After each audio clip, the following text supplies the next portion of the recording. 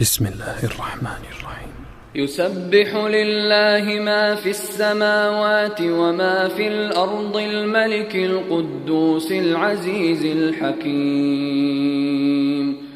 هو الذي بعث في الأميين رسولا منهم يتلو عليهم آياته ويزكيهم ويعلمهم الكتاب والحكمة وإن كانوا من قبل لفي ضلال مبين. وآخرين منهم لما يلحقوا بهم وهو العزيز الحكيم. ذلك فضل الله يؤتيه من يشاء والله ذو الفضل العظيم.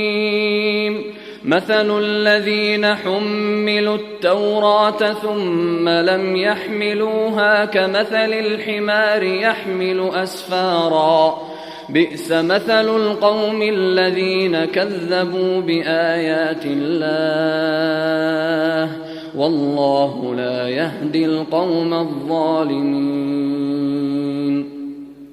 قل يا أيها الذين هادوا إن زعمتم أنكم أولياء لله من دون الناس فتمنوا الموت إن كنتم صادقين ولا يتمنونه أبدا بما قدمت أيديهم والله عليم بالظالمين. قل إن الموت الذي تفرون منه فإنه ملاقيكم ثم تردون إلى عالم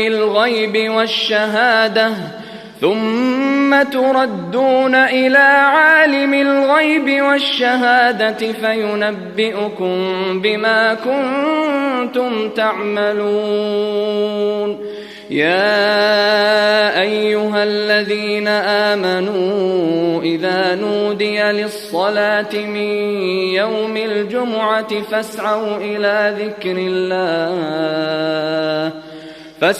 إلى ذكر الله وذروا البيع ذلكم خير لكم إن كنتم تعلمون.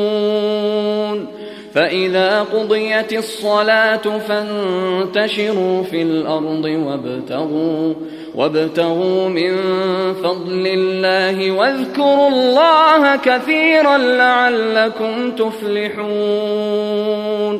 وإذا رأوا تجارة أو لهوا انفضوا إليها وتركوك قائما قل ما عند الله خير من اللهو ومن التجارة والله خير الرازقين.